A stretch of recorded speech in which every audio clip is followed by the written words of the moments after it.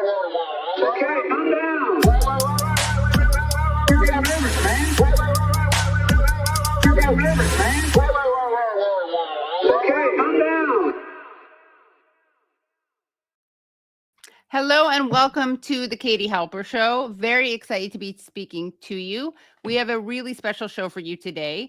We are bringing back onto the show because we cannot get enough of her, Susan Abulhawa, who is, of course, the Palestinian writer and activist. And we're going to be talking to her during the first half of the show. Then we are going to be speaking to Lily Greenberg Call and Harrison Mann during the second half of the show.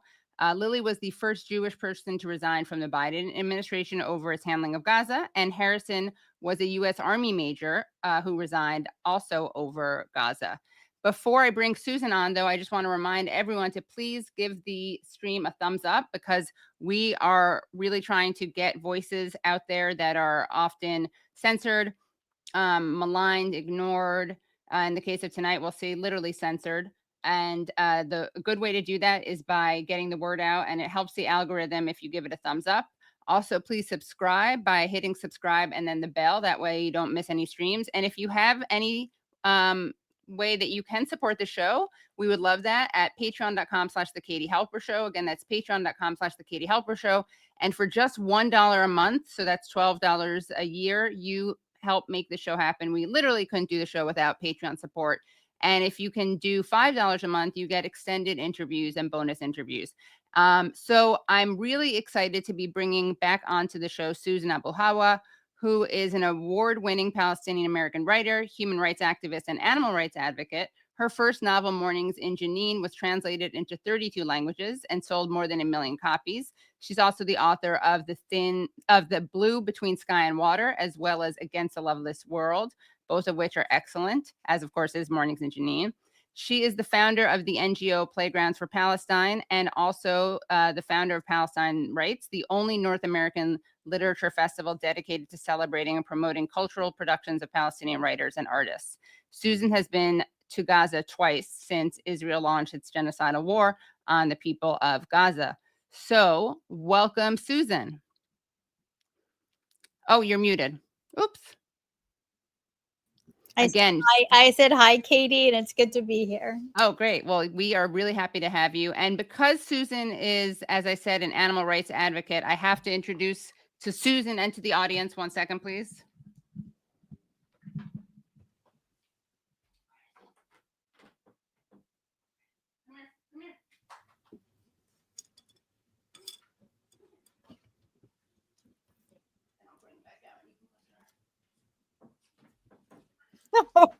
Oh, little Floof.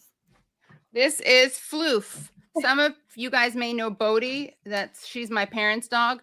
And this is Floof, who's a rescue. Hold on 1 second. Oh, he's actually very sweet. He's a rescue, and he's a half Brussels Griffin and half Shih Tzu. And he's very, very, very sweet. He's a real lap dog, and he has a lot of energy, but he is really sweet, and he has like the cutest little underbite. All right, anyway. So not to be outdone, this is Luca. Luca, say hi, Luca. Luca and Floof, I bet they get along. They're both anti-Zionist dogs, I'm sure. Of course. Yeah, of course. Luca, how old is Luca? Luca's an old man. He's not too old. He's 8. Oh, 8. Okay. Yeah, that's not too old. He looks good. He looks young. Bodhi, my parents' dog, is 15 and looks really young. And we think he's 5. We're not sure, though. He's adorable. I love the underbite. I know, it's so cute. And he has very soft hair. Okay, Floof, say goodbye to everyone. This is your debut. You're big time now. All right. I love that you did that, Katie. I really thank you. I think it's really important. Well, yeah. Well, actually, 1 second. Let me close it. I'm going to lose you for a second.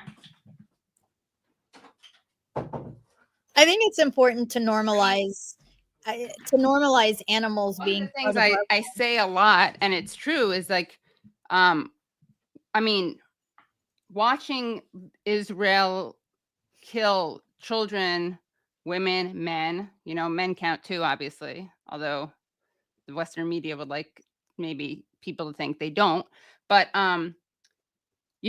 it's all really heartbreaking. And then on top of that, you see them shooting animals. Like I saw that they shot an animal that had like, I think carrying like A horse. food. I actually A just horse, wrote, yeah. I just wrote a 5,000 word piece for an anthology about animals in Gaza and what's happening to them.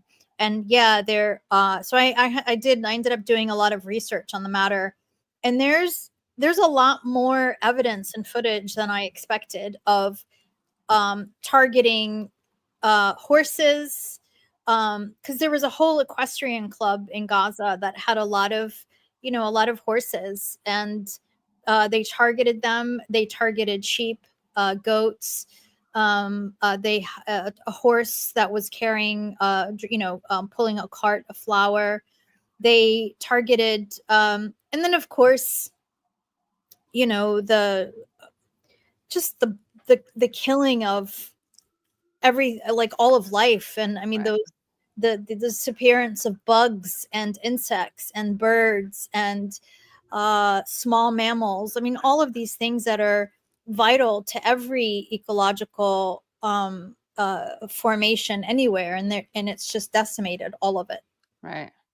And then on the other hand, you see these people like rescuing. I mean, it's like so heartbreaking and moving too, to see people like go into their houses to rescue dogs and cats. And it's just like, or like trying to make sure that their pets have food and they barely have food. It's just like, that has been one of the really moving bits, is that people who are starving are literally sharing their food with strays. And there's a few animal rescue organizations in Gaza.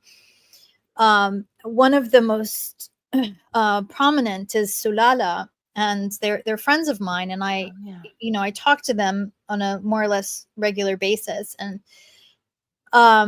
they've set up clinics, for injured animals. And I know for a fact that they themselves are food insecure, to say the least.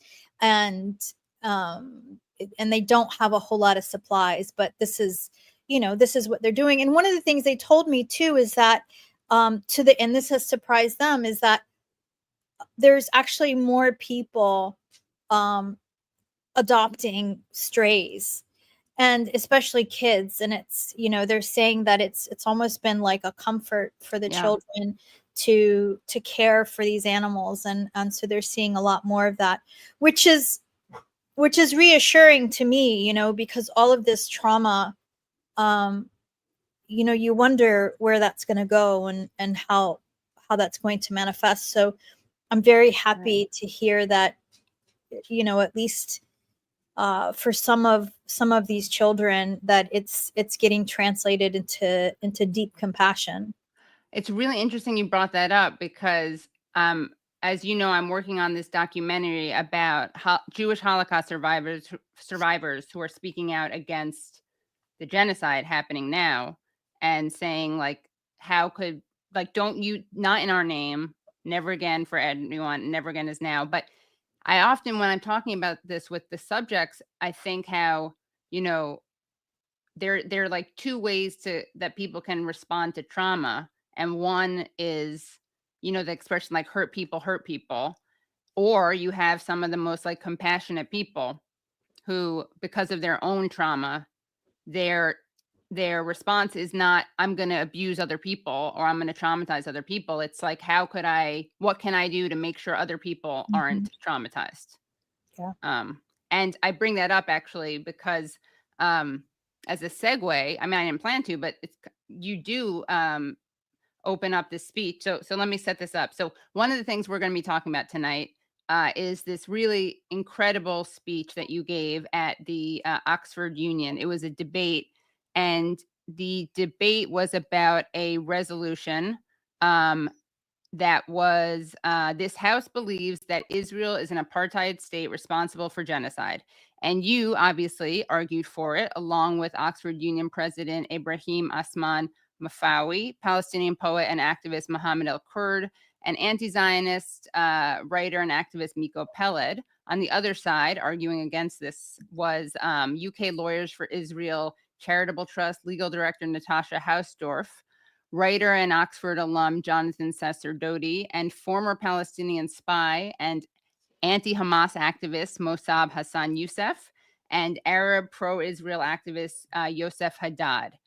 So we are going to talk about this speech because for two reasons. One is I actually just wanted to have you on to talk about it because so many people were rightly hailing it as this really incredible speech, which it is. And then on top of that, obviously it was a powerful speech. And we know that because the Oxford Union uploaded the speech. And then after it got, I think, hundreds of thousands of views, took it down and removed only, I think, a total of like a few minutes of content. But I thought it'd be interesting to take a look at what they considered to be such dangerous content from you. So first up, we're going to show just the opening of your speech. And as people will see, it talks about, you know, some people who did not, I think, take the right lessons of persecution and trauma in terms of what they did to the people of Palestine. So let's take a look at your opening, and then we'll actually play the censored parts of it. Before I start, I will not be taking any points of information, so kindly refrain from interrupting me. Addressing the challenge of what to do about the indigenous inhabitants of the land, Chaim Weizmann, a Russian Jew, said to the World Zionist Congress in 1921 that Palestinians were akin to, quote, the rocks of Judea, obstacles that had to be cleared on a difficult path. David Grun, a Polish Jew who changed his name to David Ben-Gurion in order to sound relevant to the region, said, quote, we must expel the Arabs and take their places.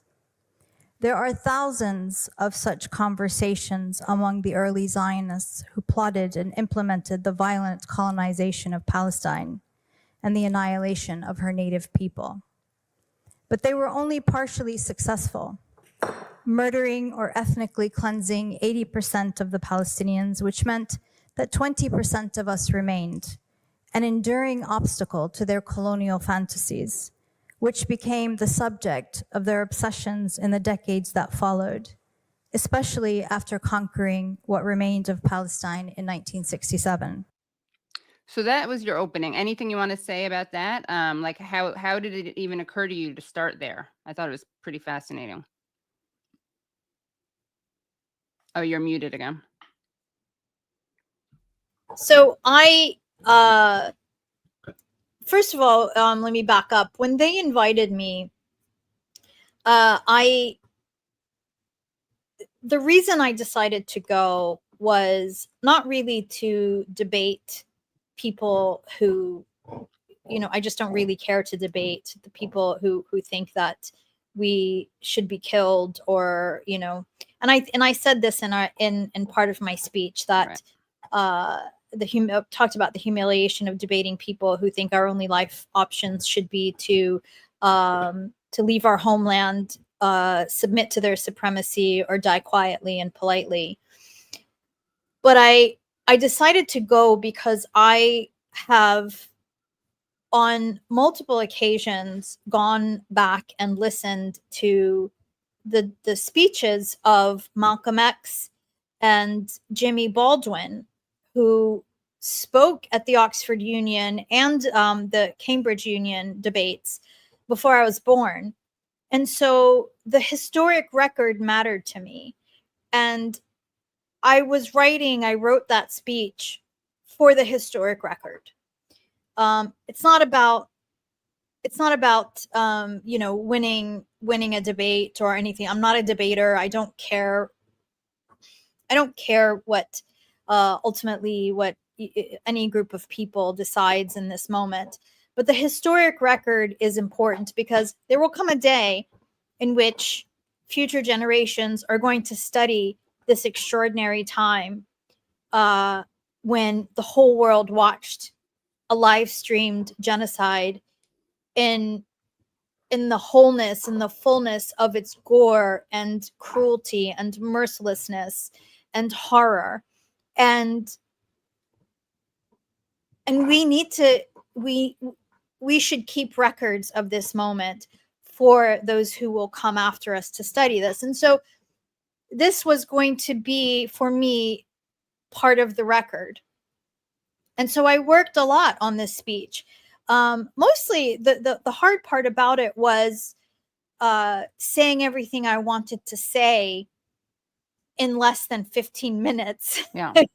You know, and so I worked on it for days, really, mostly to cut it down and to craft it in my voice, in my literary aesthetic, in my and craft it for content and for impact and for cadence and for all of these things. And I'm saying this really to underscore the offense of having the Oxford Union then go in and edit it. Yeah. Right. And we're going to take a look at what they edited out. Now, it's interesting. They edited like a sentence here, a fragment there. So what we're going to do is we're going to show precisely what they edited out, and then we're going to show it in its like larger context so it makes more sense. So here is the first thing that they removed. And in the 1980s,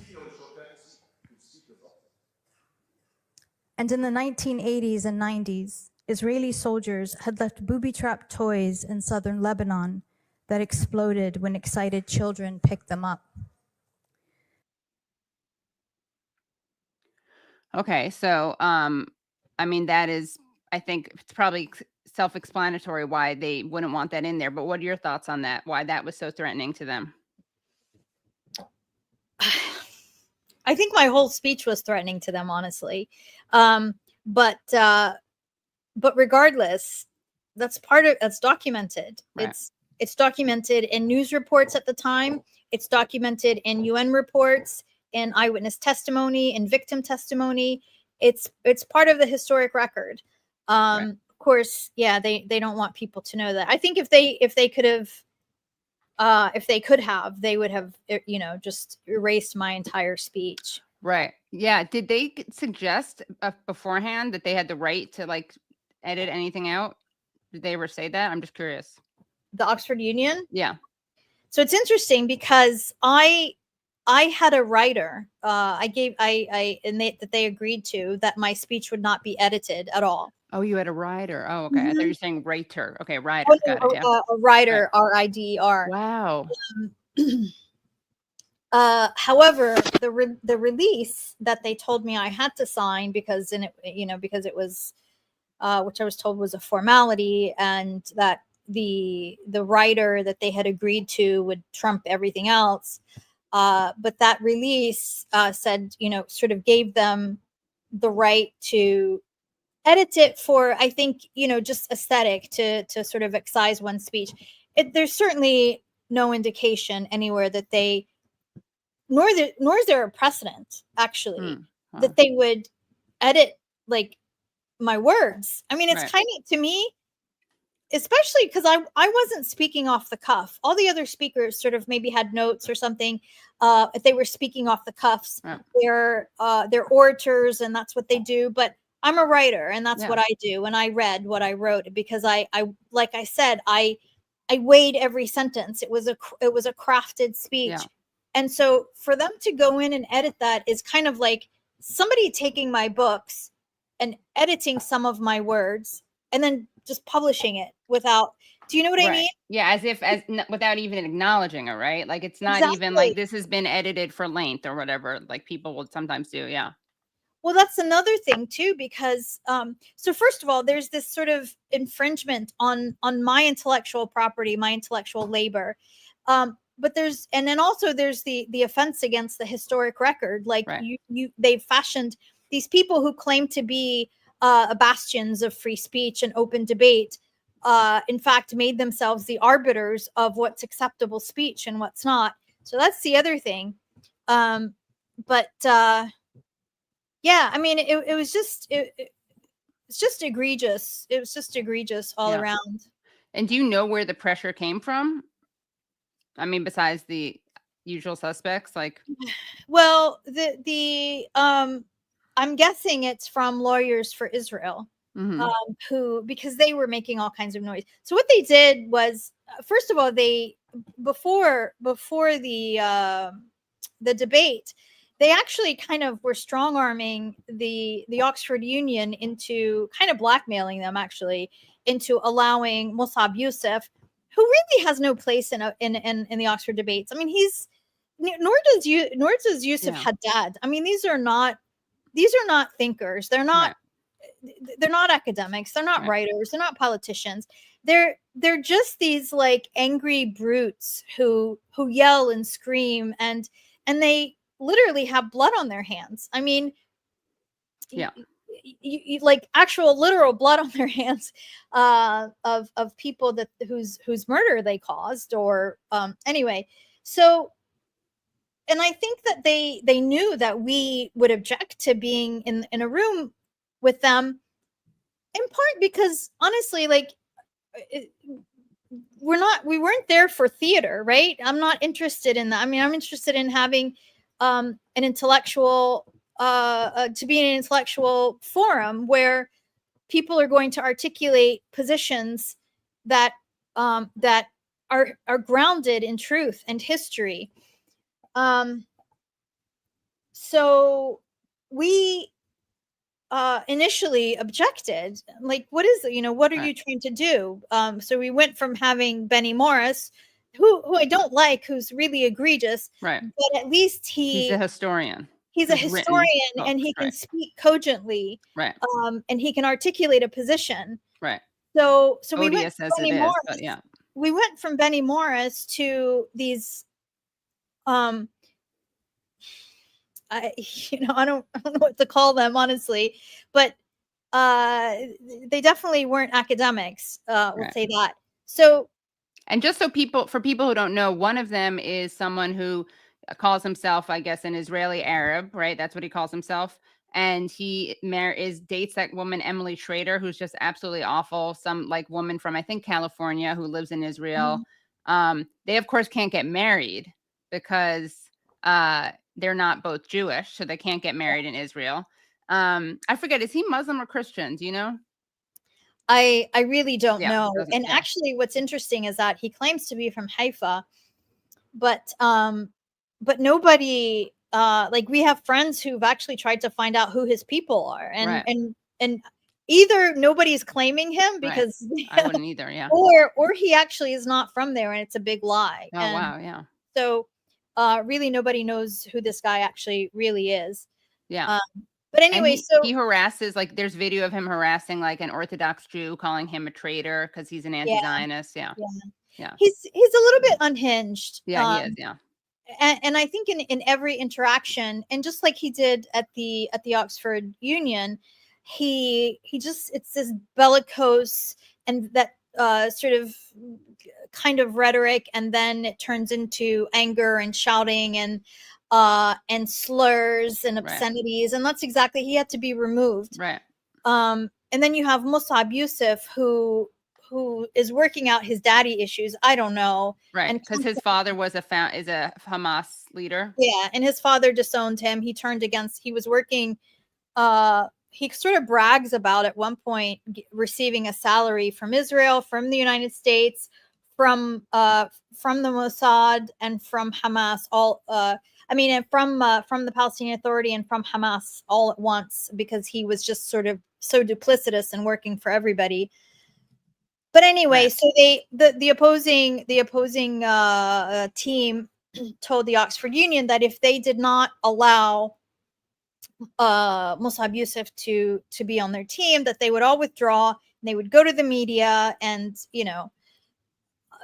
make a circus. And so we didn't want the debate to be canceled, and that's what would have happened. So we decided to go ahead and kind of call their bluff. And when they were there, I think they were just, it was very clear that their position was indefensible. And there wasn't a whole lot of favor for them in the audience either. Right. And so they were just angry. And then as soon as it was over, they went on, before anything was posted, they went on this media blitz, I think, that they had already planned and put in place, which is something Zionists always do in order to own the narrative, whatever. Get ahead of it, yeah. Yeah, that's what happened. Yeah. And Haddad, by the way, of course, bragged about being in the, in the IDF and how great it is to be in the IDF. And that's for him a sign of a lack of apartheid. Yeah. So let's actually watch again, because your words are so powerful. Let's watch the context of that booby trap toy clip so people can hear, the context. When I was in Gaza this year, I saw a little boy no more than 9 years whose hands and part of his face had been blown off by a booby-trapped can of food that soldiers had left behind for Gaza's starving children. I later learned that they also had left poisoned food for people in Shujaiya. That's bullshit. And in the 1980s,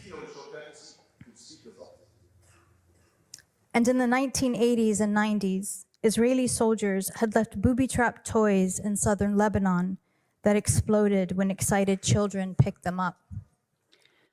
So they respond, they can't, they say that's bullshit, right? In this hall of, intellectual decorum. That's how they respond to your claim, which is true. And then, it makes sense that people would want that part about, everything that you're describing is awful, but I think there's something particularly diabolical about booby trapping toys. Because it's so targeting children. Oh, you're muted again. You're preemptively muted because you're so used to being silenced, right? Yeah. No, yeah, you're right, because it's literally intended for children. So why else would you booby trap toys? Yeah. Right. Yeah, it's just so disgusting. And actually, on a related note, I want to ask you, and then we'll watch more clips. But you actually, speaking of casualties, and that's also horrendous what you saw in Gaza. I can't imagine that. But you are a scientist yourself, and you did, before the Lancet did, you were actually looking at casualties and the death count. Can you talk about how you did that and what you found? Yeah. So one of the things that was really clear to me when I was in Gaza is how the underestimation of the death toll. I recognized that right away, because I saw a lot of people who were dying from chronic conditions because they didn't have any medication. And of course, none of those people were being counted among the martyrs. No people who were, especially children, the ones who were coming in with severe malnutrition and some of whom died, none of them were being counted as martyrs. The only people being counted as martyrs were people who had died by direct fire. And even among those, they would only count the person as a martyr if they were able to identify their full name and their civil ID number. And so some people, even people who were killed by direct fire, if they came in and that information was not available, they didn't get counted.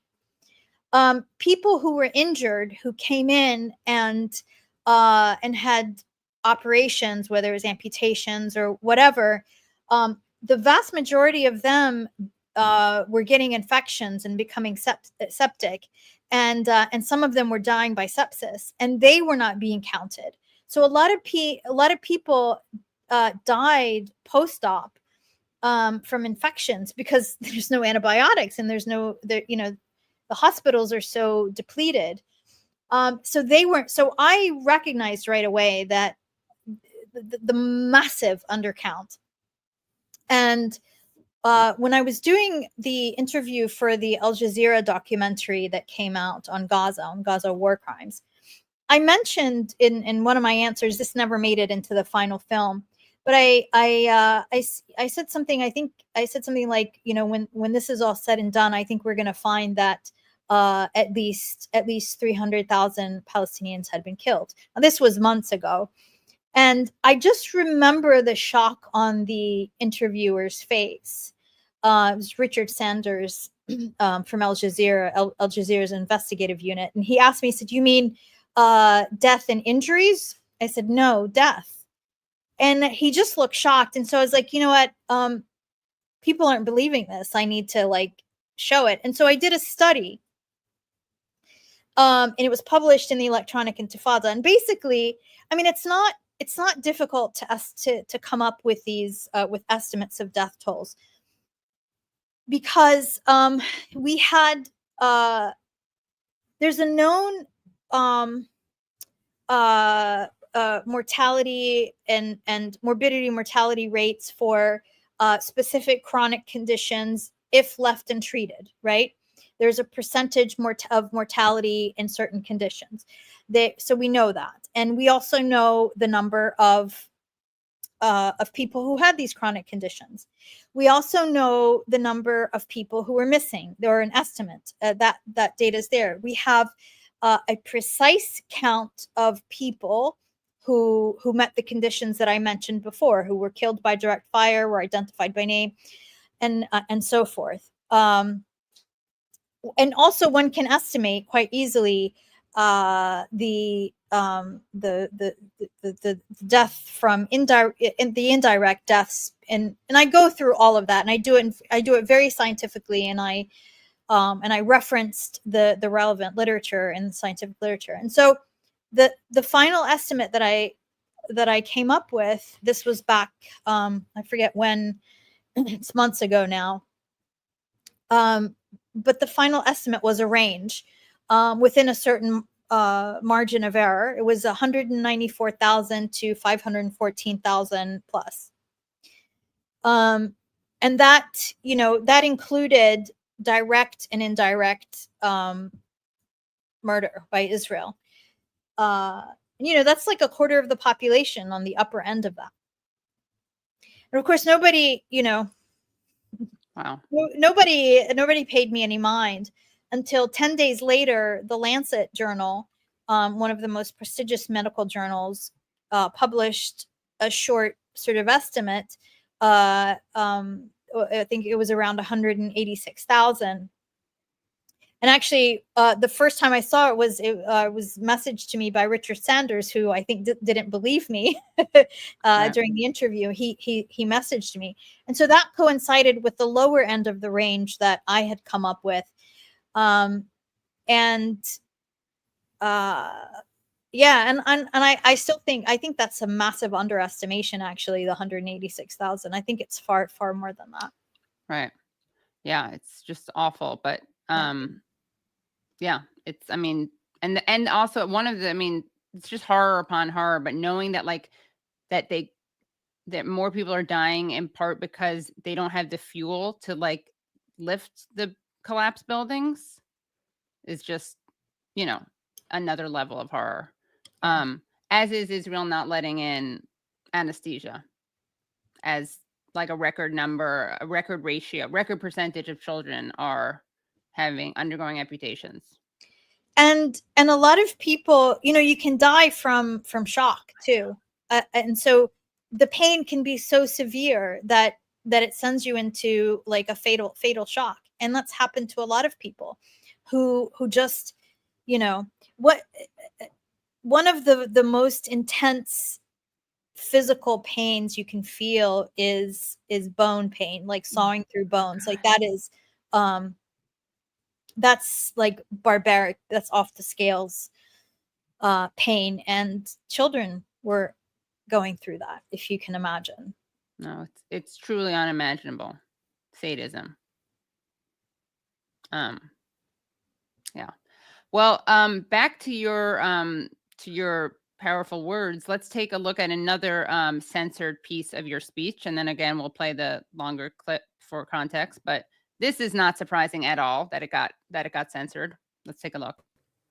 If Palestinians were systematically raping Jewish doctors, patients, and other captives with hot metal rods, jagged and electrified sticks, and fire extinguishers, sometimes raping them to death, as happened with Dr. Adnan al-Bursh and others. So that, yeah. But it's true. Right, I know, yeah. It's true. Yeah. Which is why, of course, they can't have you say it. And, we've talked about this a lot on the show, how, God forbid anyone who talks about the mass rape, I put that in quotes, the October 7th mass rape, it would be one thing if they talked about that and then also talked about the documented rape of Palestinians. Like, I could think that they were gullible as opposed to outright lying, but they are outright lying because there's no way that Jake Tapper and Dana Bash don't know about the rape, because it's not covered by the New York Times. And, you know, in other words, it's not just like Electronic Intifada or Mondo Weiss or the Gray Zone. It's covered by now the New York Times. It's covered by like all Israeli media. And as everyone knows who pays attention to this, you have a Knesset member saying it's legitimate. It's not denied by Israel. So anyone who claims to talk about anyone who claims to care about sexual violence who ignores that obviously just could not care less about it. Right. So, Right. Yeah, they all kind of went on this whole media blitz of believe Israeli women, etc. Except, but don't believe Palestinian women. Don't believe Palestinian men. Right. Don't even believe Israeli rapists who admit to raping. Right. You know, don't believe it. Right. Don't believe Israelis protesting because they're angry at Israeli police for detaining Israeli soldiers for rape. I think that's kind of an unprecedented thing in history. I don't think anybody has ever rioted or protested because they felt they had the right to systematically rape other people. Yeah, it truly is. I mean, it's almost like if I heard about it in a script, I would say it's like over the top. Yeah. Like if it was in a screenplay, right? It's like hard to imagine. No one will believe that. That's too much. Yeah. But it is. Yeah. So let's take a look at this because this is a very effective part of your speech where you're basically just calling out the stunning hypocrisy and double standards. So let's take a look at the clip that this comes from. It is clear to me that we are not here to debate whether Israel is an apartheid or genocidal state. This debate is ultimately about the worth of Palestinian lives. It's about the worth of our schools, our research centers, our books, our art. It's about the worth of the homes we worked all our lives to build and which contain memories of generations. It's about the worth of our humanity and our agency, of our bodies and our ambitions. Because if the roles were reversed, if Palestinians had spent the last 8 decades stealing Jewish homes, expelling, oppressing, imprisoning, poisoning, torturing, killing, raping them.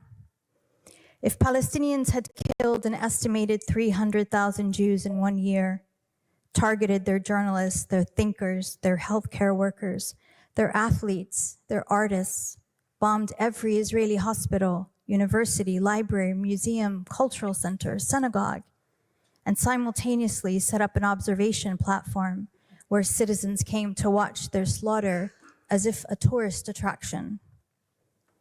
If Palestinians had corralled them by the hundreds of thousands into flimsy tents, bombed them in so-called safe zones, burned them alive, cut off their food and water and medicine.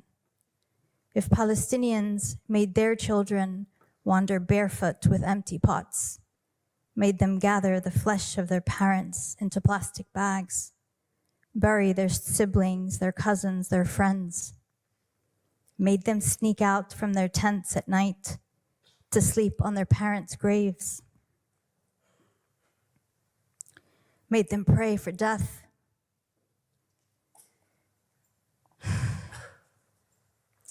just to join their families and not be alone in this terrible world.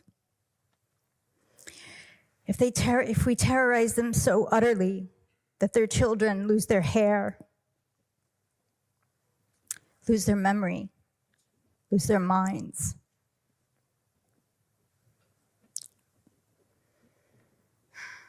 and made those as young as 4 and 5 die of heart attacks.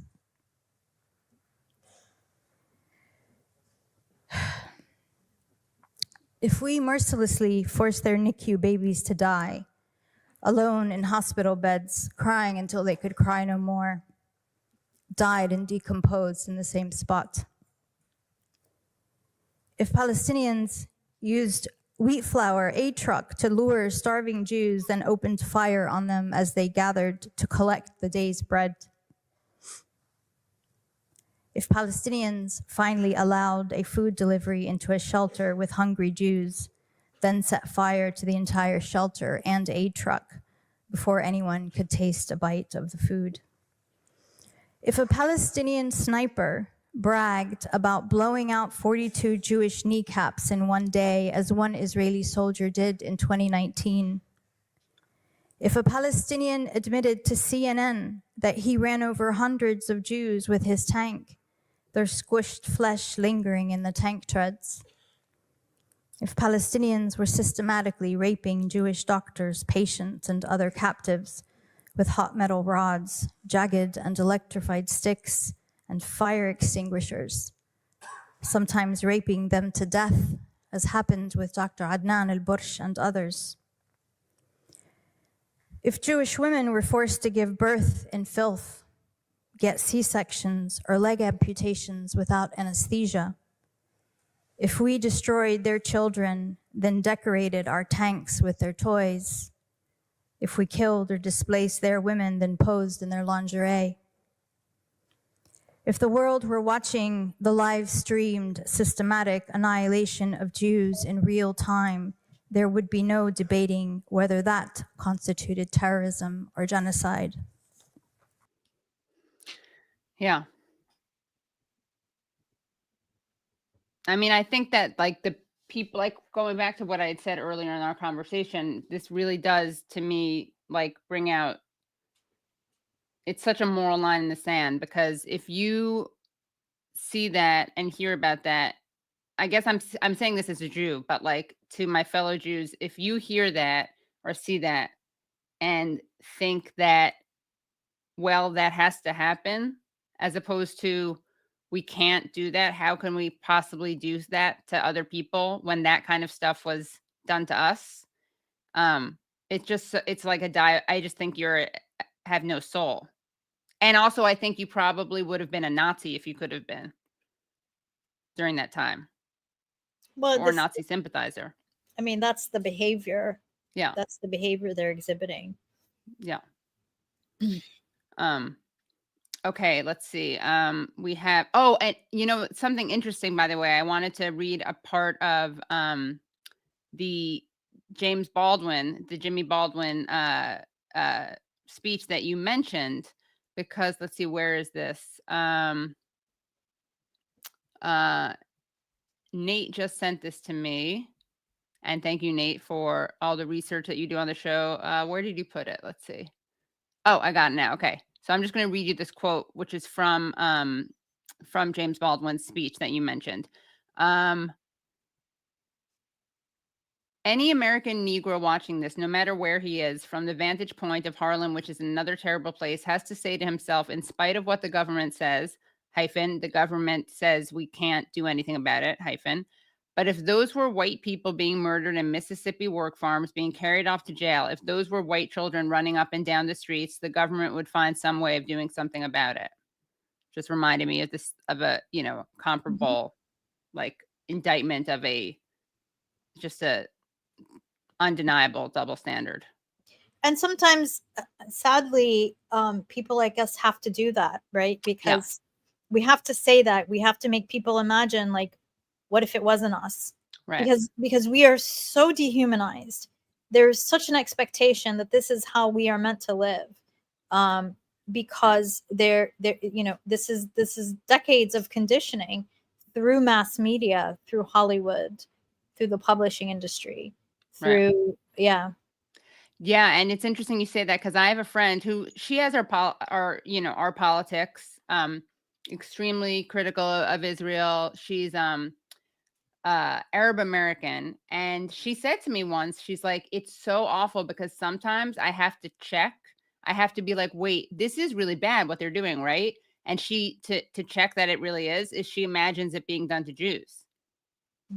You know, and she's not self-loathing. She's not quiet about this. She's as like open as you are, you know, but even so, it's like, it's so ingrained. And that is, again, like the whole point of, what on earth is the point of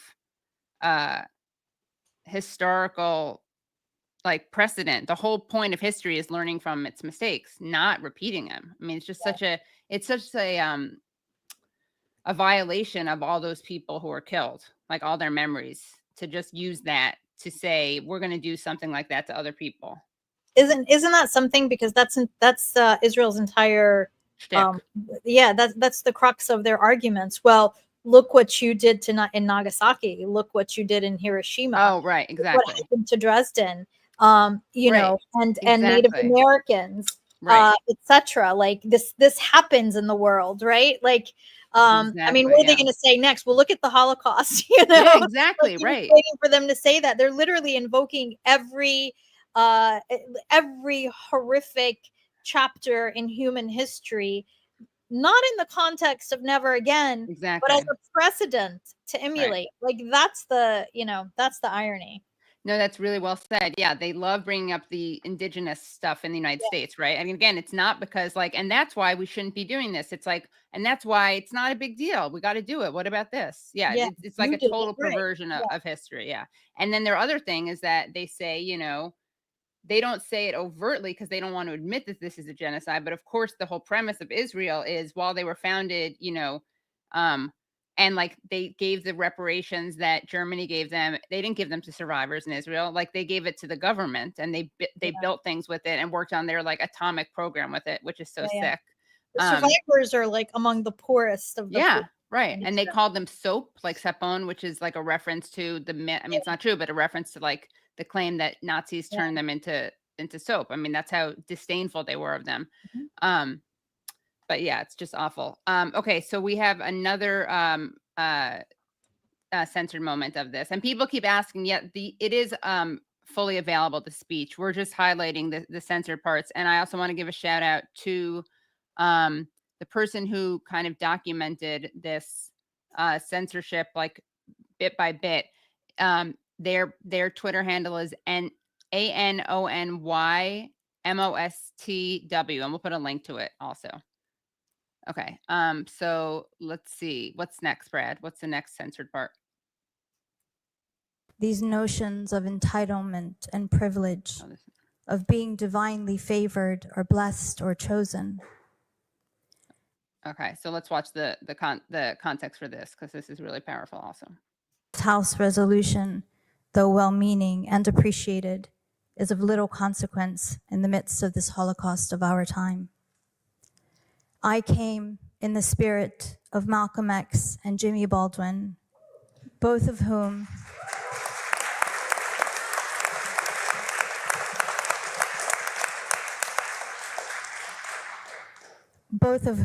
stood here and in Cambridge before I was born, facing finely dressed, well-spoken monsters who harbored the same supremacist ideologies as Zionism.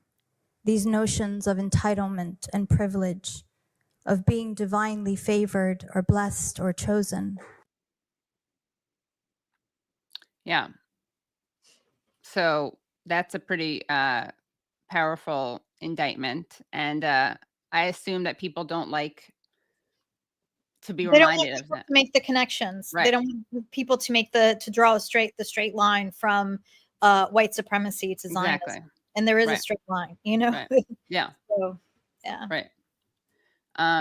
Okay, and then we have one more part. This is the final part that they censored. There's actually another. There are 5, but yeah. But there's 5. Okay, we only have 4. But okay, yeah, we'll have to add that other one. You carved out our hearts because it is clear that you do not know how to live in the world without dominating others. You have crossed all lines. You have crossed all lines and nurtured the most vile of human impulses. Okay, and so let's watch that the fuller clip for that. And I also came to speak directly to Zionists here and everywhere. We let you into our homes when your own countries tried to murder you and everyone else turned you away. We fed you and we clothed you, we gave you shelter, and we shared from the bounty of our land with you. And when the time was ripe, you kicked us out of our homes and homeland. Then you killed and robbed and burned and looted our lives. You carved out our hearts because it is clear that you do not know how to live in the world without dominating others. You have crossed all lines. You have crossed all lines and nurtured the most vile of human impulses. But the world is finally glimpsing the terror we have endured at your hands for so long. And they are seeing the reality of who you are and who you've always been. They watch in utter astonishment the sadism, the glee, the joy, and the pleasure with which you conduct, watch, and cheer the daily details of breaking our bodies, our minds, our future, and our past.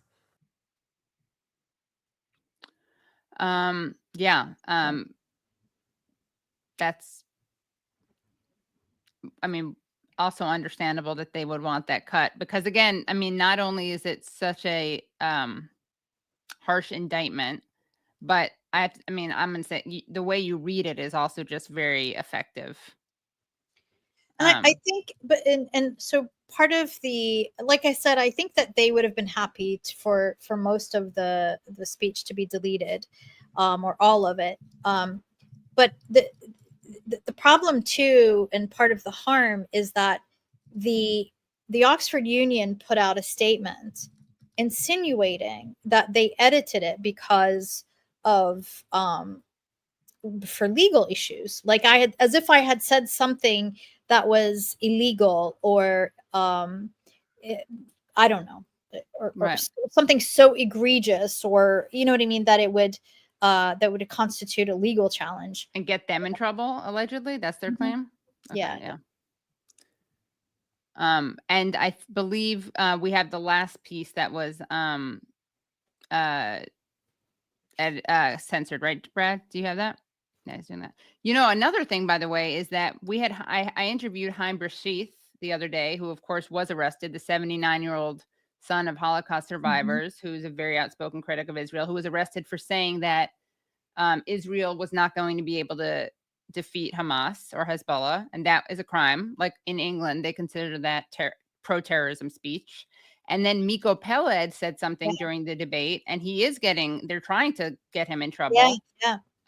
Because he said something that I think he called, he said Hamas or the people on October 7th were not terrorists, but freedom fighters. And that, I guess, is also considered under the terrorism laws, that's also illegal. Apparently, yeah, it's incredible. And so they actually stopped his speech at that point, and they gave the president a challenge, saying that this is, under blah blah blah code, that this is illegal. And I think the president at the time said, like, we're not the police. This isn't, anyway. And Miko continued, but of course they embargoed his speech for legal liability. Right. But it is really incredible that there is such a law that, you know what I mean? So basically, if you don't think the way the government thinks, you go to jail. Like, that's incredible. This is supposed to be a democracy. And you see how quickly they oscillate, how many, people they put on the terrorist list and they take them off. HTS one day is a terrorist organization, and now they're their darlings. One day they're chopping off heads, and now they're I don't know, freedom fighters. Yeah. And, on the other hand, too, you had the ANC and people That's like exactly what I was going to say. Right. Nelson Mandela, and who were on the terrorist list. You know what I mean? So under this law, I guess if you had said something good about Mandela, you would have been breaking the law. Also criminal. Yeah. Okay. So Brad, this is the final censored part. And they are seeing the reality of who you are and who you've always been. That's the part you already read. Okay, yeah, but that's interesting, because I don't think I know. Yeah, we played that because that was a bigger context, but that's interesting that they're threatened by that too. And have they responded to you, the Oxford Union? So I have not been contacted by the president of the union, which is really disappointing. But I have spoken with some of the existing staff and the previous president. And So initially they called to tell me that, hey, you know, we're sorry, but we have to do this for legal reasons. And I said, hold up. You know, I don't know what you think, on what planet you think this is okay, or if you think I'm going to just like be okay with that, you're really mistaken. And I brought the writer to their attention, our previous communication. I brought the fact, to their attention, the fact that, you know, they've had, you know, really egregious people, actual convicted criminals, truly racist people, the UK ambassador who's calls the Israeli ambassador in the UK, whose calls for genocide were so explicit and overt and egregious that there, you know, it prompted calls for her expulsion from the UK. So those are all people that, you know, went and spoke at, and they, you know, were given a platform at the Oxford Union. And frankly, I don't really care, you know, like this is like, let the people be the arbiters of what they want. I think it's great. Let them talk. I don't really care. But I say that just to highlight the fact that they censored me. They censored a member of a society that's literally being wiped off the map, that is currently being annihilated in full view of the world. And they're policing my speech. And it is unprecedented. They have never done this, as far as I know, in any other debate. And if you can imagine, like during when Malcolm X gave his speech, I'm sure there were white supremacists who objected. And can you imagine if somebody then edited that speech that we all now go back and listen to? I mean, it's a real crime against the historic record, and which is really, like I said, it's really important to me as a student of history, to have an intact record to go back to. Right. Yeah. It is. It's like a stealth edit, which is like, it's so dangerous. It's when you know, like you're supposed to, when you edit, you're supposed to acknowledge it at the bottom, right? And you say, you know, this has been update, whatever, but this is pretty sneaky. Now I want to show two more things. And then let's see. I wanted to give the opposite team a chance to make their really convincing point. So this is what does he call himself? I guess he's also a born again Christian, the son of the Hamas, the disowned son of the Hamas leader. Yeah, Yusuf, yeah. Yes. So here's his really effective point that he made on the other side. There come the Palestinians, the most pathetic people on planet Earth.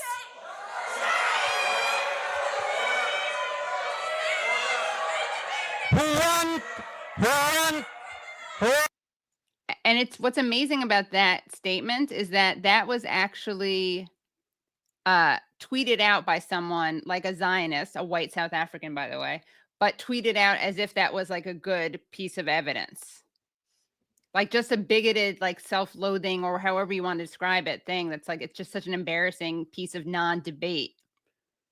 So what's interesting when that happened is that somebody stood up in the audience and said, you know, they called for a point of order, that they want the speaker expelled because they're literally attacking somebody's identity. Right. And you know, there was an initial ruling by the president to go along with that, which I didn't really agree with. I'm of the mind to like, let them speak, because they just hang themselves with their own words. But in opposition, in sort of arguing to allow him to continue, Natasha Hausdorff stood up and said, you know, this is a man who is speaking about his own people. He's describing his own people. What's the problem? Wow. You know what I mean? Like, can you imagine, like, if Miko had gotten up and said, exactly, you know, and then recounted like terrible Jewish tropes and said, you know, Jews are blah, blah, blah, blah, blah. Right. But he's Jewish, so it's okay. Right. Yeah. And they already call him a self-loathing Jew just for criticizing Israel. Exactly. Right. But yeah. And an anti-Semite, yeah. So like, yeah. Anyway. Well, Susan, any final words? Because you've, as always, been so generous with your time and your thoughts and your insights. Thank you. I feel like I've taken more time than was allotted to me. So I know you have other guests. Yeah, we Yeah. do, but this was great also. So Thanks I'm for sure having everyone's me. grateful. As always, Yeah. I'm going to stay on and listen to them. Great. Thank you so much, Susan. And Thanks, excited Jen. to talk to you next time you're on. I want to ask you about your latest writing Inshallah. project. Okay. Bye. Okay, everyone, that was so great. Always love speaking with Susan. And make sure if you haven't already, give this a thumbs up. Not because I'm like, you know, an egomaniac or something or insecure. It's because it actually just really helps with the algorithm. And again, we really want to make sure that we get these stories out there, both the stories of Susan and the words of Susan, the censorship of Susan, and also the voices of the next guests who I'm about to bring on. And those guests are Lily Greenberg Call, who is a former special assistant to the chief of staff at the Department of Interior. She became the first Jewish political appointee to resign in protest of U.S. policy in Gaza.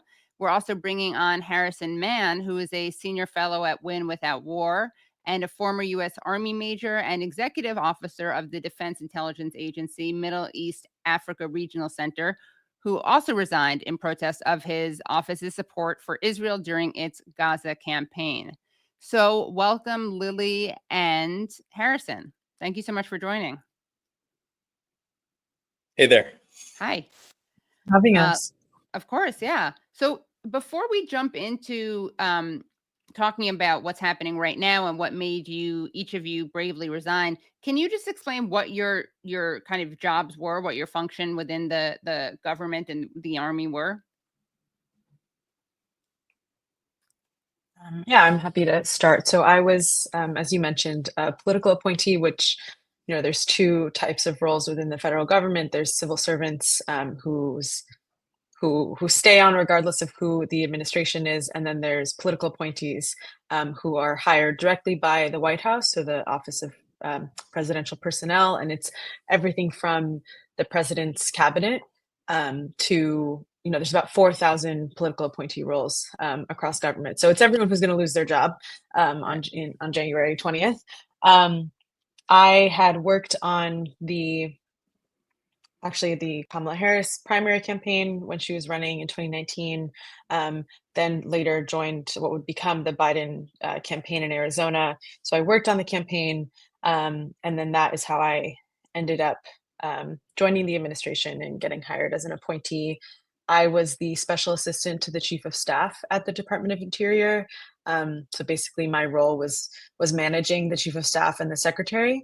I had a very had a lot of proximity in that role, was really the like most senior of the junior level appointees, next to the secretary special assistant, and had this real kind of bird's eye view of what it's like to run one of the largest federal agencies.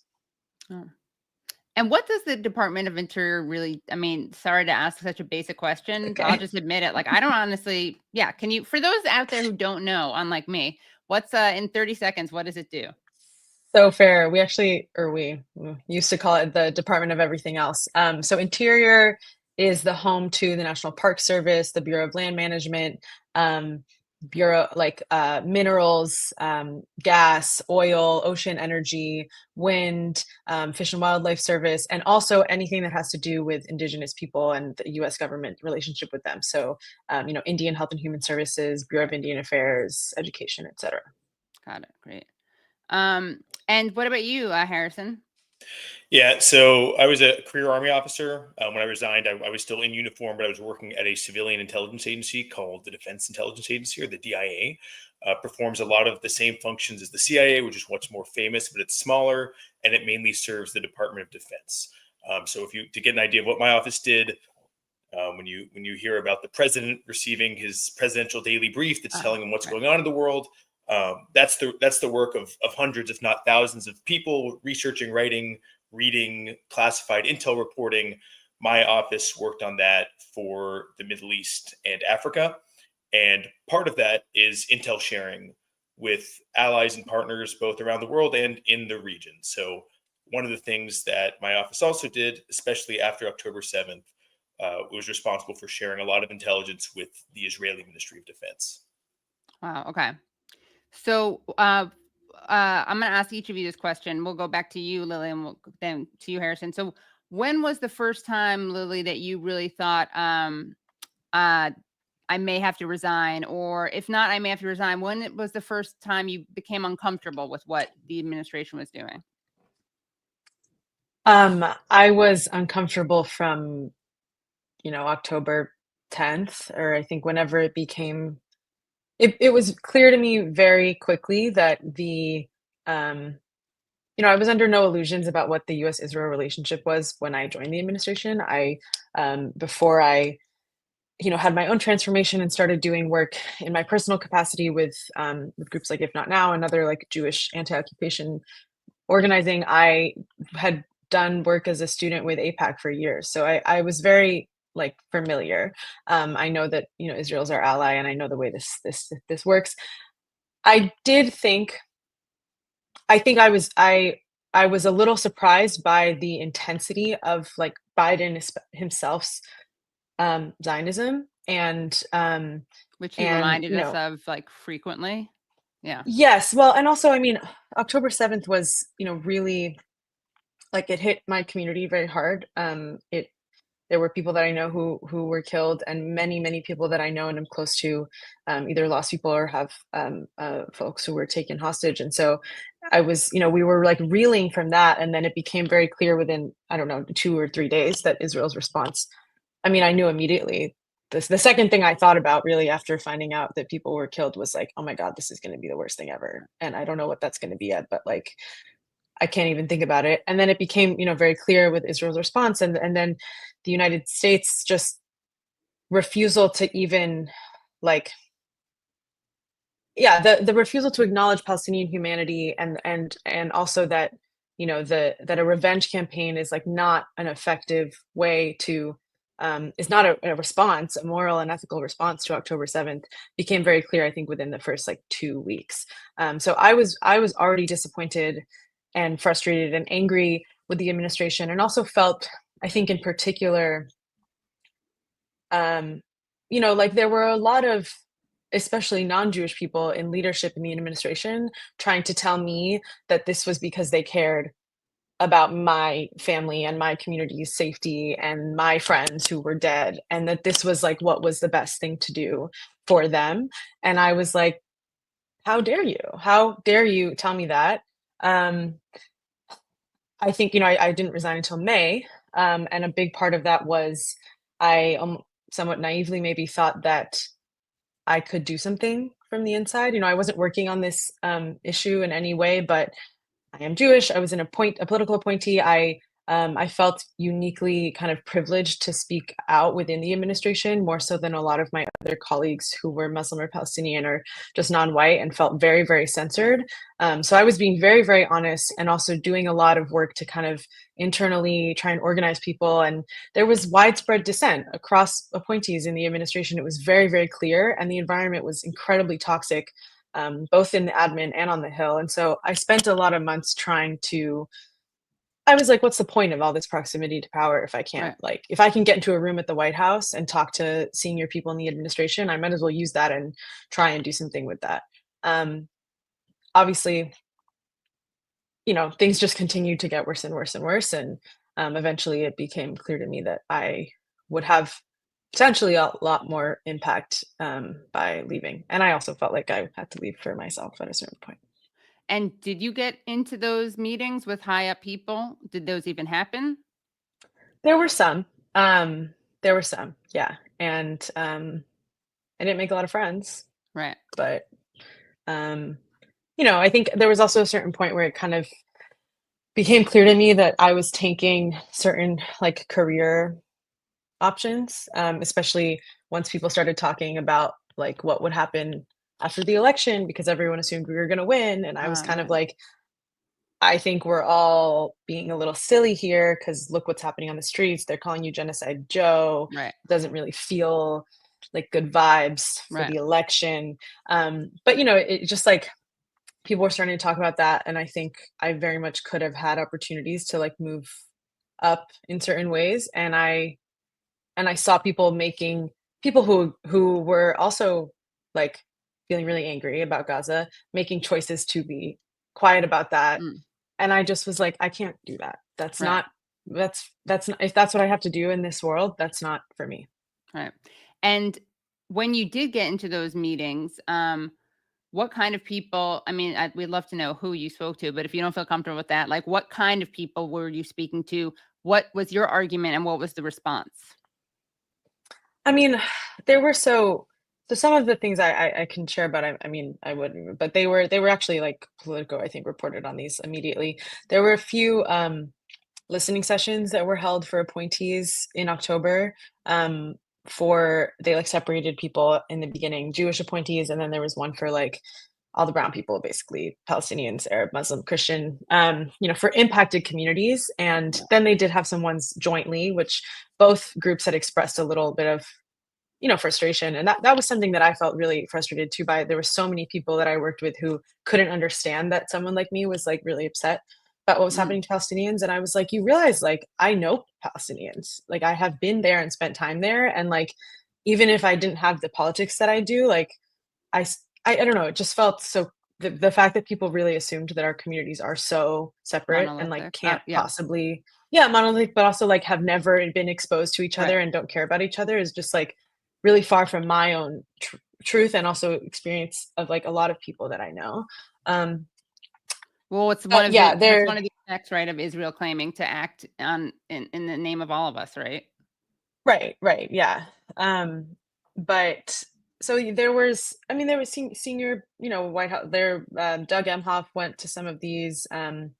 Anita Dunn, who's a senior advisor, John Feiner, the folks who ran PPO, like it was senior leadership, and I think I was very honest in all of them, and honest that I did not feel that the administration's policies were keeping me safe or keeping my loved ones safe, and yeah, I mean, I think people did not want to talk about the fact that the root cause of all of this is continued US support for Israeli apartheid and occupation, and that made people very, very uncomfortable. But again, it's something that I felt like uniquely privileged to be able to say without repercussions. I mean, I was like, if you want to fire me or like make my life miserable for saying this, like, do it. But again, no one could say that I don't know what I'm talking about. I'm Jewish. I have spent my whole life in Jewish institutions. I have spent a lot of time in Israel and Palestine. And if anything, I know like both sides of the argument, if we want to say it like that, even though that's, a stupid way of framing this. But yeah, I just was like, I'm kind of unimpeachable on this. And I think it became very clear to me, like not right away necessarily, but that was a source of power and that scared people. And I think that is like something that I eventually was like used to fuel the decision to resign. But I didn't like realize that right away, because it's hard to turn that on its head and be like, I actually like have more power than these people do in a certain way. And what do you mean by that? Like I just to realize that, I mean, I was very much like called and labeled a troublemaker and like there was like attempts to like to realize that people senior advisors to the president were scared about what I was saying to other people is power. I mean, that is a form of power. And that's because you're Jewish and have these like because they can't whatever tell me that I don't know what I'm talking about and that I don't care about, and that I'm anti-Semitic and that I don't care about Jews and Jewish safety and all that stuff. Like none of it holds any water. And it doesn't when Palestinians say it, but like they can say that it does. Yes, you have. Yeah. Right. And what about you, Harrison? How did your decision to resign come about? Yeah, and I should have mentioned when I was explaining what my agency did, my role there was the assistant to a senior official who was in charge of all that analysis for the Middle East and for Africa. And I'm mentioning that because I had a higher vantage point than some of my colleagues about what was going on at the Director of National Intelligence level, at the Department of Defense level, and then also at the NSC level. Anybody doing strategic intelligence is going to get reflections of what those people want and what they're thinking of. I had a especially, I think, strong vantage point because of the office that I was in. And so after October 7th, seeing all the same awful stuff in the media and online that y'all were seeing, and the horrific images, just kind of what we expected Israel to do after a really surprising, horrific attack. And so I was disturbed by that. But then what I also could see was how the bureaucracy was reacting, how the DoD was reacting, and to a certain extent, how the NSC was reacting. And I was really looking for any indication that the administration was going to put its foot down or was going to moderate or attenuate the level of support we were giving to Israel, because of course you saw the president say it out loud shortly after October 7th, and we felt it in the institutions, in the DoD, and in the intel community, that we were going to do a full court press and provide enhanced levels of support to our Israeli counterparts. I think that probably applied to the entire U.S. government, certainly in the IC. So I was really waiting to see if there was going to be any indication from any of this higher leadership that, because of the, at the time, we could most generously describe it as carelessness, on the other spectrum, genocidal nature of even just Israel's air campaign in the first couple of weeks after October 7th, that was clearly killing tons of people. And the U.S. government was well aware of the level of destruction and pretty well aware of the level of casualties. That was not disputed. So I was really waiting to see, okay, are we going to do anything about this? Are we going to stop meeting with them all the time? Are we going to stop sharing all this intel with them? And that moment never came. And not only did it never come, eventually, and still in October of 2023, we got guidance from DoD and DNI that was clearly intended to respond to concerns that, hey, are we going to be intel sharing with people doing war crimes or gross violations of human rights? Like that was clearly the objective of this guidance. And it basically concluded, if your Israeli counterparts tell you that they're not doing war crimes, they're not, and we're not going to investigate it further. And so that was pretty depressing. I think for so many other reasons, cultural reasons, and my own fear, I never would have really was not planning on doing a lot of challenges internally. But that already showed me there was no point, because we were getting from my boss's boss, an explanation that we're gonna take the Israelis at their word and not push back. And so at that point, I was pretty hopeless, and I understood that this was not going to let up, and so I was going to be contributing to the slaughter and the killing there as long as I was in my seat. And so submitted my resignation. If you do it in the Army, it's a very slow process, so I didn't get out until several months later. But that basically was what got me started. Was there something in particular that you saw, like, that was done with either direct or indirect, maybe like implicit support of the U.S., that what made it hard for you to like sleep at night? I don't know. I mean, the explicit support was, of course, the encouragement of the administration and the fact that we were freely giving them arms and intel no matter what. Right. I think it was surprising to me, and one of the indicators that, okay, we're not really going to care what they do in Gaza.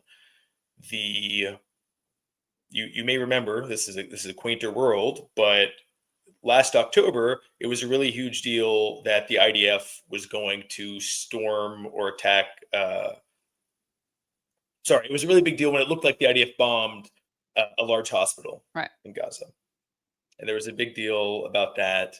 And then, afterwards, nobody really cared when they bombed other hospitals in times where there's no dispute about it.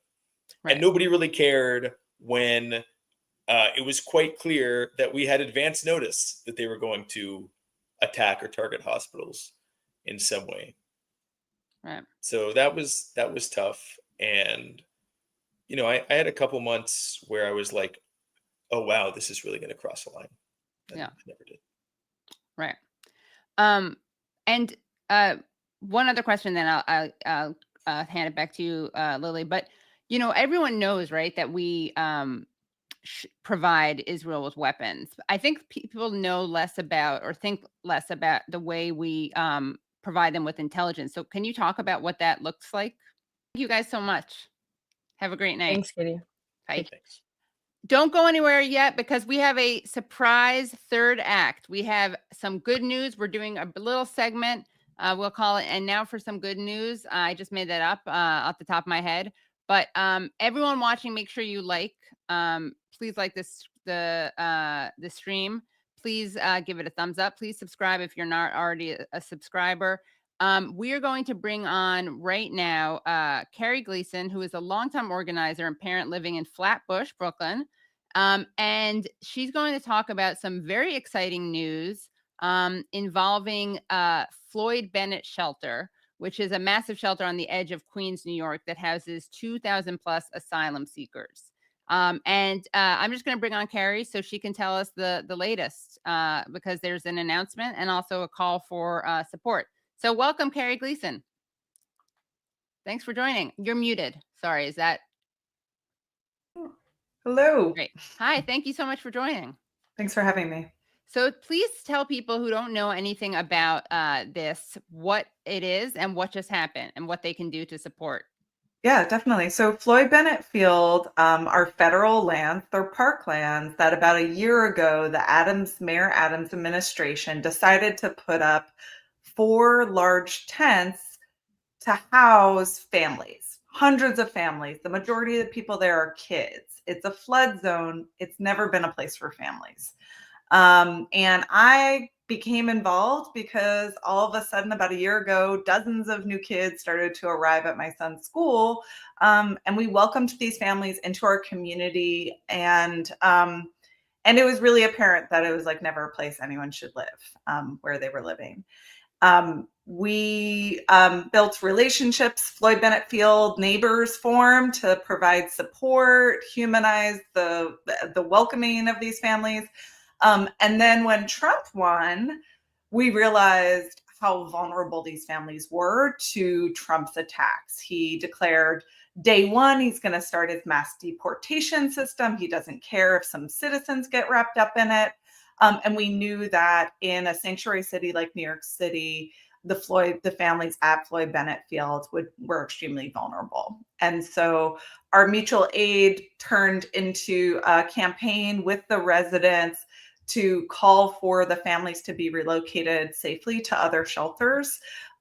We did not know if we could win because Adams, we know, is not feeling particularly accountable to communities in New York City at this moment. But somehow a week ago, we were successful, and they announced that they were going to be closing the Floyd Bennett Field shelter by mid-January, and already we know families that have been relocated. Great. So what does that mean? I mean, that's good, obviously, news, right? But then the question is, oh, well, these people are in shelters, so now what do they do? Yeah, it's a tough situation. It's like, and the process they have to go through to transfer shelters, we should talk about because it's been a mess. We are organizing for the families to be relocated into shelters that are run by the Department of Homeless Services. When we had thousands of new people arrive about a year ago, they created a 2-tier system. And so many families are being moved to these emergency shelters that are congregate living for families, which is not good. Ironically, it's run by health and hospitals, despite the fact that we know congregate settings of living are not good for health. And, what we really want is for people to be moved like any unhoused New Yorker into a regular shelter. Right. What families really want is to keep their kids in the schools where their kids are thriving. And it's been tougher than we anticipated. Right. And congregate living is what? What does that mean? So it's a big room that gets subdivided into like little cubicles where the families live. Right.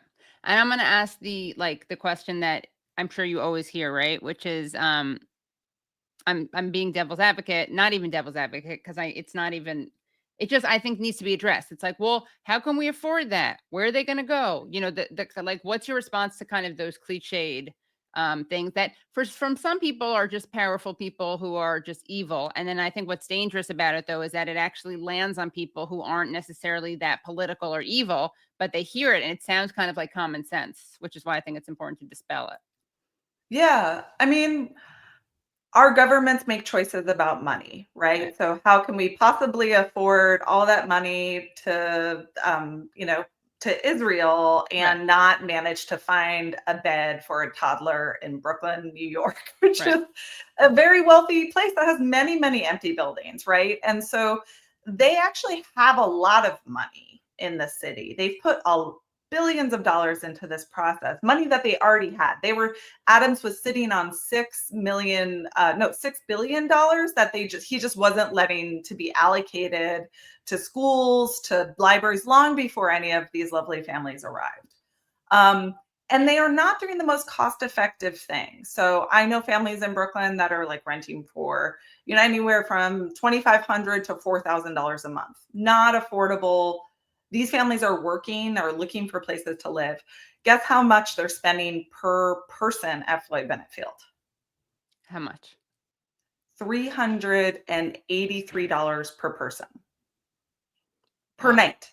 Wow. Per night. So this is like $11,000 a month per healthcare. person. Yeah. Yeah. Like amazing. Thing, you could live in the penthouse for what they're spending on people. Right. So it's a choice. Like they have money, but they refuse to give families housing in this, to support families in housing. And that's to say, families are desperate to get out of the shelter system. They're looking for housing, but New York City has had a housing crisis like long before any of the asylum seekers have arrived. And it's a problem that all New Yorkers are facing. And like, it's something we need to address, but it's not, we absolutely have the space for these families. Like, for example, my son's school in Brooklyn was under-enrolled. He's been there since kindergarten. He just graduated last year. It was always under-enrolled. We were losing funding. And it was only last year when all of these great kids arrived that we were fully enrolled. Right. So we have the space. It's just that we're making choices. Yeah. And how can people support the what's happening right now? Because I know people are moving out, but I think they need some supplies. This is, I guess, for people who are in the New York area. Yeah. So right now, families have to relocate. They get just a day's notice to pack up all their belongings, walk a half a mile to a bus stop, go from the bus stop to a train to Roosevelt Hotel to wait all day, and then maybe in the middle of the night get transferred to a shelter with all of their belongings.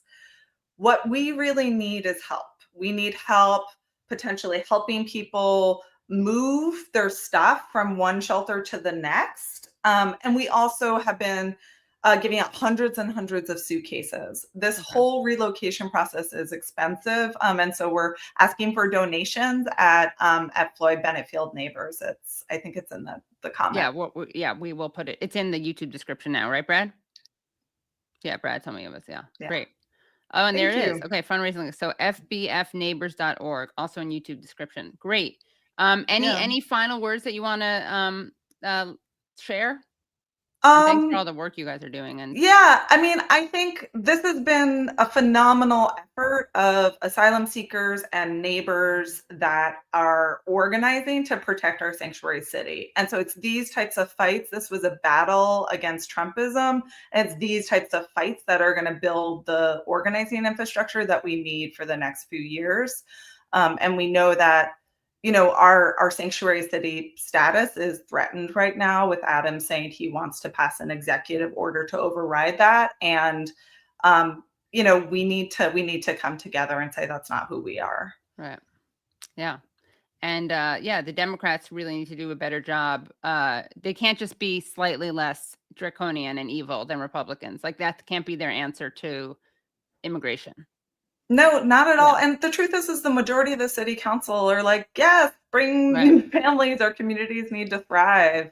And it's really the Adams administration not in alignment with the rest of New Yorkers. Right. Yeah. Get in line, Adams. Get in line. All right. Well, thank you so much, Yeah. Carrie, and have a great night. Yeah, thank you for having us. Bye. Bye. All right, guys, that has been our jam-packed, amazing show. I want to thank everyone. I want to thank Brad. I want to thank Fantamis Fanta. I want to thank Tyler. I want to thank Nate. And I want to thank all of you for watching. And I want to thank all of our guests. We are going to make part of this Patreon.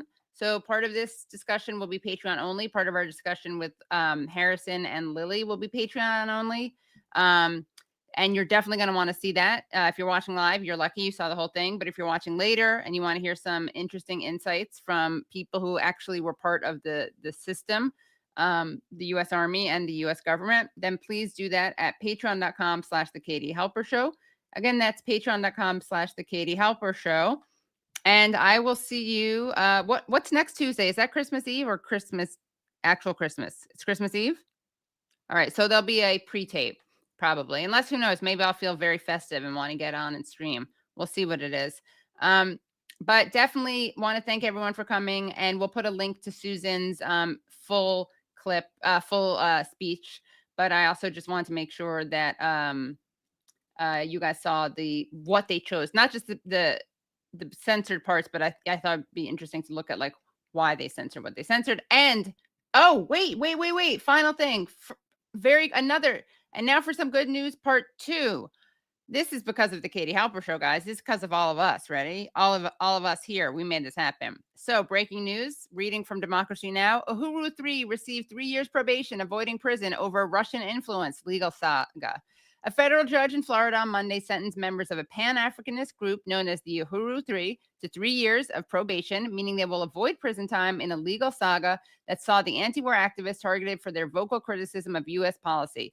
The members of the African People's Socialist Party were convicted in September of conspiring with the Russian government to sow discord and interfere in U.S. elections, which the accused have rejected as ridiculous. And this is what Omali Yeshitela had to say. And he's, of course, been on the show. And he had to say, I want to say that the only reason this discussion is happening right now about free speech and the judge was given an opportunity to make the ruling and make the statements that he made. The only reason he was given this opportunity is because we fought. If we had laid down, we wouldn't have had this discussion. So congratulations to the Uhuru 3 and congrats to the few media places that actually covered this. The Katie Halper Show, of course, being one of them. Also want to thank Wanker Tanker for the super chat and Whitney Lee for the super chat saying, thanks so much. Can we find the unedited speech anywhere? And yes, you can. We'll put that link in the description. And I want to thank the church for becoming a new member. So here's Wanker Tanker. Here is Whitney Lee. And here is the church. Okay. And again, make sure you become Patreon supporters at patreon.com/The Katie Halper Show. Bye, everyone. See you in some form next week. Okay, calm down.